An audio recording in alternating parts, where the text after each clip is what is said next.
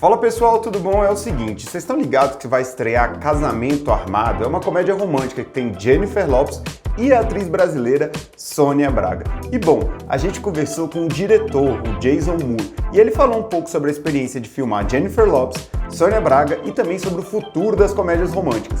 Vamos dar uma conferida? Hi Jason, how are you doing? Hi, very nice to meet you. How are you? Very nice to meet you. My name is Luis Prisco, I'm from Metrópoles in Brazil. And I want to start asking about Sônia Braga because, of course, we are Brazilians and we love her. So I want to know how was work with her in this movie. Well, I love talking about her because she's one of my favorite people. I had adored her as a kid. I'd watched Kiss of the Spider Woman like 40 times. It was one of those movies that was on HBO all the time.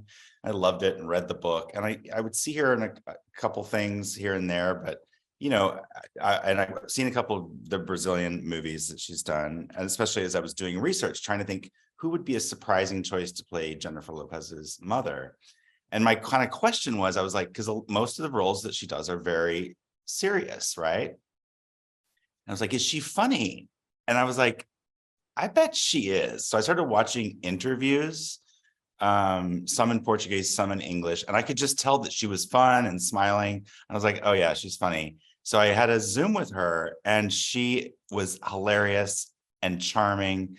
She's the kind of person who goes and checks on everybody on the set and tells them funny stories and makes sure they has water. She just brings such joy to it. And even though she's playing a character that's a little more closed down, she knew how to make it funny. I just can't, I adore her, and she's one of the most dear people.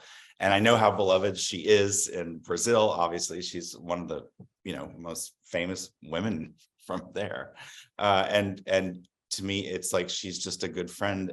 She has that kind of energy. She's a star, but she has deep humanity. I can't say enough great things about her. I think she's incredible. And when you tell her she will be in the movie, how was her reaction? Let's see. I didn't actually tell her, the casting director did, but the meeting that we had, sometimes you can tell in a casting meeting, like, this is going well, and we knew that it was going well, and we were complimenting each other and laughing with each other. I had to still kind of step away and make sure, I was like, you kind of have to report back to the studio and get the approvals, which we already had, of course. But so I didn't get the excitement of actually telling her, but we instantly became WhatsApp buddies. She's a good WhatsApp texter. So she sent me a message with a lot of hearts and emojis and waves for the ocean. And we started at a nice, we had quite a nice relationship when we got to set because we had been texting a lot. Now I want to talk about the other star, Jennifer Lopez. How was work with her? Because we see a great artist in the movie. So how was work with her? The whole cast was really well chosen and so kind. Jennifer Lopez was one of the best collaborations I've ever had. She is so smart and so prepared and so nuanced, and she can sing and she can dance and she can act and she can do comedy. She can really do everything. She thinks like a director, and she's interested in making everybody look good. Like she's very caring. And she's in, almost a lot of scenes in this movie. Like, it was a big shoot for her. She did a lot of her own stunts because she's such a good dancer, and she's in such charge of her body that she could do a lot of the actual physical stuff, which also made the movie better. And she's just a kind soul. She's got great ideas in editing. I just really adore her and admire her even more. I admired her a lot before, but watching how she works and the professionalism and the nuance and the care and the talent is just, it's beyond. And Shotgun Wedding has humor, drama, and a lot of action. How challenging was for you to put all this together in the same movie? That was what interested me about it, is when I read the script, all of those elements were there, the romance, the action, and the comedy. And very often you get maybe two of those things, but not all three of them in one movie. And I was very intrigued by that. It was well written, but it was something we were very aware of. Like, the action also has to be funny, right? Or it feels like it's a different movie, or the action can't be too dark and grisly, because then that takes you out of laughing.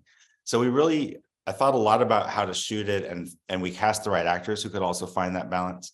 But we really figured that out, to be honest, in post, in editing the movie and showing it to audiences, because you could kind of feel when maybe it got a little too violent, or you could tell when it got maybe too slapsticky in terms of comedy. So finding that balance was the initial intrigue about it, and it became the challenge. But I think we succeeded in fusing them together for the most part. I think it's so.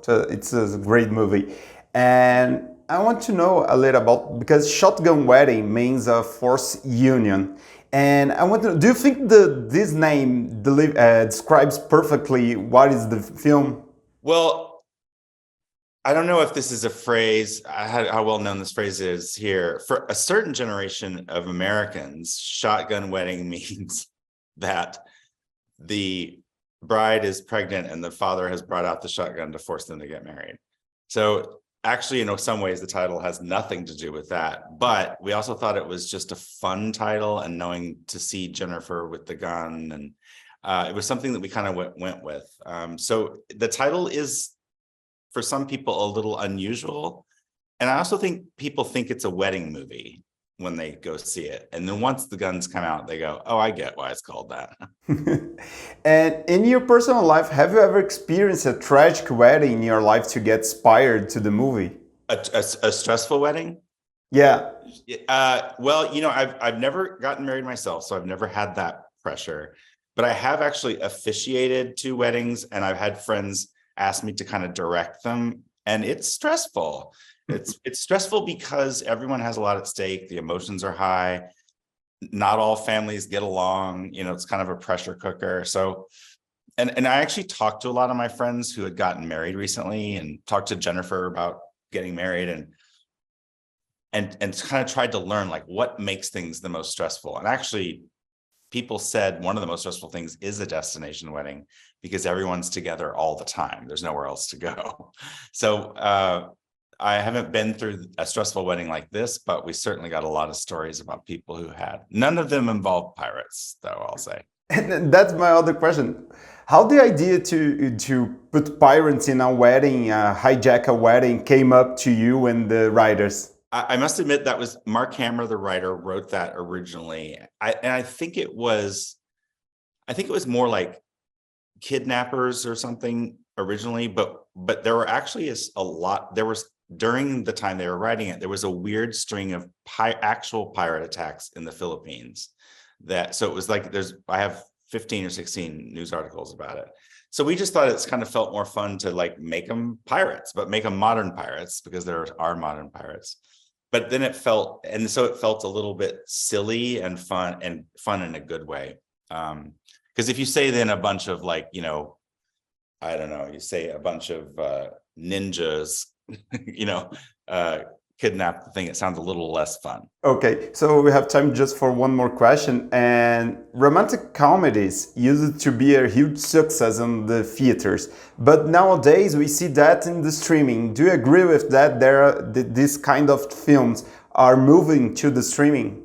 I think it's a good question, and people talk about this a lot. People talk about it with every genre, I think, which is like, where does it go? Streaming, theatrical. And I think as soon as someone feels like they have the answer, something happens to prove the otherwise, right? Romantic comedies, I think, often get put more in this category because they tend to have lower budgets, and they're satisfying movies to watch at home alone. And it's not, watching a horror movie with a group is a lot more fun as a group and than alone. But I think that this is a big romantic comedy, and it is action, so we shot it that way. Sometimes, rom-coms feel kind of smaller. So I don't know. I think there's always going to be a place for them in theatrical. I think it will demand that they have more comedy and action, so that people will want to leave their house to have that experience. But look, I'm really excited that we're on streaming, because I think it means many, many, many more people will see our movie that I'm very proud of. So It's hard to know what's going to happen in the future, right, with theatrical and streaming, but there's no doubt that more things go to streaming, and I think that's a natural evolution. E aí, pessoal, gostaram da entrevista? Se você quer mais conteúdo como esse, não deixa de se inscrever aqui no canal do Metrópoles. E é claro, larga aquele like maneiro aí pra gente.